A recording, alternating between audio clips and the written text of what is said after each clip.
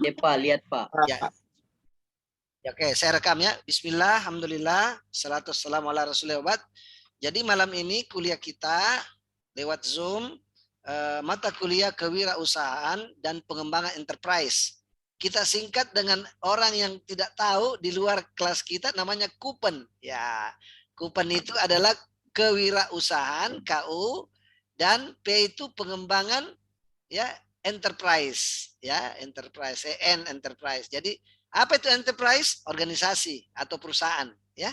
Jadi yang kita kembangkan adalah diri kita, mata kuliah kita berbeda dengan kewirausahaan orang lain. Kalau di teknik atau di engineering adalah kita juga mengembangkan perusahaan, karena ketika kita membuat proposal kelayakan usaha dalam kewirausahaan, maka kita juga melibatkan aspek organisasi, aspek manajemen, ya, itu. Baik, coba kita lihat yang pertama, pendahuluan. Ini banyak kata-kata ya, jadi makanya tidak terlalu, agak singkat-singkat aja, bahwa bagaimana gambaran umum dari kewirausahaan itu, ya. Jadi inti dari dan hakikat kewirausahaan adalah kemampuan kreatif dan inovatif. Ya, itu kata kuncinya ya. Pegang itu. Jadi orang berwirausaha atau entrepreneurship atau entrepreneur adalah bagaimana dia memiliki kreativitas dan inovasi, ya. Nah, ini menjadi catatan kuat. Kemudian kewirausahaan juga merupakan suatu kemampuan dalam menciptakan nilai tambah. Jadi di samping kata kuncinya kreatif dan inovatif, juga ada value added, nilai tambah, ya. Jadi ada sesuatu yang berbeda atau unik, ya, yang berbeda dari yang lain. Nah, cara-cara baru dan yang berbeda itu seperti pengembangan teknologi, ya. Sekarang orang menjual sudah pakai digitalisasi misalnya, ya. Kemudian penemuan pengetahuan ilmiah, perbaikan produk barang dan jasa, menemukan cara-cara baru untuk mendapatkan produk yang lebih dengan sumber daya yang lebih efisien, ya. Itu kata kuncinya ya dalam kaitan dengan kewirausahaan. Kemudian coba kita lihat apa itu kreativitas atau creativity, ya, kemampuan mengembangkan ide. Jadi mata kuliah kita ini banyak berintuisi, banyak berinovasi, mengembangkan ide, cara-cara baru, ya, dalam memecahkan masalah dan menemukan peluang. Jadi thinking new things, ya. Nah, itu dikatakan kreativitas. Sedangkan inovasi atau innovation adalah dia doing new things, ya, kemampuan menerapkan kreativitas dalam rangka memecahkan masalah dan menemukan peluang. Jadi di sini kata kunci kalian bisa catat apa itu kreativitas dan apa itu inovasi, ya. Kalau kreativitas adalah thinking new things, sementara innovation atau inovasi adalah doing new things, ya. Oke.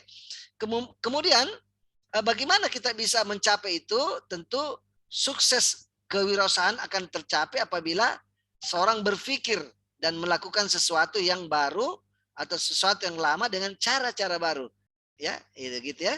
Jadi sesuatu yang baru atau sesuatu yang lama tapi dengan cara baru. Nah, ini banyak yang kita akan lakukan, ya. Baik. Kemudian apa dimaksud dengan jiwa dan sikap kewirausahaan, ya? Jadi bagaimana jiwanya berwirausaha adalah pertama dia percaya diri, ada keyakinan, ada optimisme, ada komitmen, ada disiplin, ada tanggung jawab, ya. Kemudian memiliki inisiatif. Indikatornya adalah penuh energi, ya, energik, cekatan, ya. Kalau istilahnya Pak Sandiaga Uno itu sekarang cergap, ya. Cepat apa namanya? Cepat bergerak cepat, ya. Ya, cergap, ya, bergerak cepat. Ini perlu, ya. Kemudian memiliki motivasi berprestasi, ada inisiatif, ya. Kemudian memiliki jiwa kepemimpinan, berani mengambil resiko, ya. Nah, itu jiwanya atau sikap dalam berwirausaha. Kemudian proses wirausaha ini adalah diawali dengan aksioma, adanya tantangan. Nah, ini kata kunci, ya. Kata kunci dari proses kewirausahaan adalah tantangan, challenge, ya. Karena orang berwirausaha itu tentu penuh dengan ketidakpastian, ya. Ya, kita ada tantangan, ada gagasan, ada kemauan, ada dorongan, ya.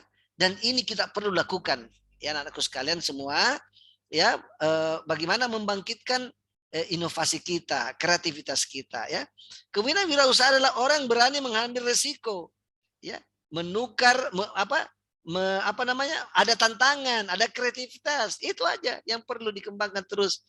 Jadi berani, ya, ada kepemimpinan, ada tanggung jawab, berani untung dan berani rugi. Nah, itu dia ya. Baik, kita lanjutkan lagi. Kalau fungsinya apa? Di sini ada fungsi dua pendekatannya dalam peran berwirausaha atau peran wirausaha. Pertama secara mikro, ya, wirausaha memiliki dua peran, yaitu sebagai penemu, inovator, dan perencana atau planner. Itu yang perlu ya dilakukan. Nah, di sini kita lihat kata inovator atau penemu dan planner, ya itu adalah dia menggunakan berbagai cara, teknologi, cara, ide, ya, memanfaatkan organisasi atau enterprise, ya, itu semua hal-hal yang perlu diperhatikan. Kemudian secara makro peran wirausaha adalah menciptakan kemakmuran. Ya, tentu kita mau makmur, sejahtera, pemerataan kekayaan, kesempatan kerja, ya. Nah, ini ujung-ujungnya nah, bagaimana supaya mesin pertumbuhan perekonomian satu bangsa berjalan baik, ya. Begitu. Nah, ini COVID menjadi tantangan. Bagaimana kita membuat produk di tengah pandemik. Ya, sekarang ini kan ada banyak inovasi-inovasi orang buat, ya, dengan keterbatasan kita bergerak, ya, tetapi ada inovasi, ada kreativitas yang dibuat gitu ya. Baik, kemudian ide dan peluang kewirausahaan, ya, ide ini tentu perlu dikembangkan, ya, karena di sana ada peluang, ya, ide itu muncul karena ada peluang. Sebaliknya tidak ada ide tidak akan menghasilkan peluang. Jadi intinya kita berani gitu ya, ya menjadikan peluang itu ya sebagai sesuatu yang diambil gitu ya. Ya, dengan ada peluang wirausaha harus memiliki berbagai kemampuan dan pengetahuan seperti kemampuan menghasilkan produk dan jasa. Ingat ya, produk kita itu ada dua. Pertama produk manufacturing, fabrikasi, yang kedua services, jasa. Ya, itu juga produk ya. Makanya tugas kita di kewirausahaan ini ada produk, ya kita bisa mendesain, kita membuat aplikasi, ya di samping tentu bisa kita membuat usaha-usaha apa namanya kewirausahaan ini misalnya dengan membuat produk yang unik dari makanan dan minuman, itu bisa ya gitu ya. Ya di samping membuat desain-desain yang ada. Ya, saya kira itu gambaran umum. Dan di sini dilanjutkan juga dengan keterampilan yang harus dimiliki oleh wirausaha. Misalnya ada 5 di sini.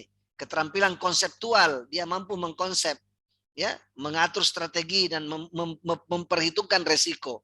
Kedua, keterampilan kreatif dalam menciptakan nilai tambah. Yang ketiga, keterampilan dalam memimpin dan mengelola. Keempat, keterampilan berkomunikasi dan berinteraksi. Ya, ini perlu sekali apalagi dengan pelanggan. Ya, dan yang kelima keterampilan teknik usaha yang akan dilakukan. Nah, di sini bidang kita, ya, keterampilan teknik usaha yang akan dilakukan. Kemudian bagaimana dengan modal? Ya, ingat, modal itu bukan saja uang ya, kepercayaan juga modal, ya. Jadi modal tidak selalu identik dengan modal yang berwujud tangible seperti uang, barang, tetapi juga modal berwujud intangible. Ya, modal intelektual. Kalian punya itu kan? Modal sosial, modal moral, modal mental, ya, ya. Jadi intinya trust, ada kepercayaan. Contohnya gini, kita tidak punya modal uang, tapi kita memiliki misalnya kepercayaan. Nah, kita sudah punya ide, ya kita ceritakan pada orang. Mungkin ada ke bapak, misalnya sebagai dosen, atau ke om, om ini saya punya ide begini, saya butuh dana gitu, ya. Ini bisa. Atau kita sampaikan kepada perbankan syariah, ya, ini saya punya ide nih, ini bisa menghasilkan sekian, kita itu. Disitulah gunanya kita buat business plan, ya, proposal untuk bagaimana kelayakan usaha yang akan kita jalankan, ya. Jadi itu modal ya, modal. Kemudian ini terlalu kecil penjelasannya tadi, nanti kalian baca sendiri, ya, modal intelektual, modal sosial, ya, modal mental, modal material, ya, dan modal teknik, ya. Begitu. Kemudian bagaimana cara merintis bisnis dan usaha baru? Ada 3. Pertama, merintis usaha baru sejak awal, artinya mulai dari nol. Yang kedua, membeli perusahaan yang telah ada, itu kalau kita punya duit, ya kan? Yang ketiga, kerjasama manajemen atau waralaba, franchise. Ya, orang punya merek, branding, nah kita bergabung atau kita ambil, ya. Contoh misalnya sekarang banyak usaha-usaha kedai-kedai kecil itu, kopi, ya, apa itu, kopi Jiwo, ya kita. Apalagi misalnya eh, kebab Turki, ya kan, itu semua adalah franchise, ya, iya franchise. Jadi ada 3 cara kita untuk memasuki suatu usaha, ya gitu. Baik, kemudian ini cara merintis bisnis tadi dilanjutkan, misalnya kita perlu menganalisis dengan SWOT, ya. Ya, usaha-usaha kita itu. Bidang usaha dan jenis usaha yang akan dirintis. Bentuk kepemilikan, tempat usaha, organisasi, jaminan usaha, lingkungan dan sebagainya. Ini nanti yang Bapak jelaskan lagi lanjutannya di business plan, ya. Kemarin sudah ada contoh, jadi saya memulai dengan contoh bagaimana membuat business plan. Nanti dibuatkan lagi yang lebih lengkap begitu, ya, lebih lengkap.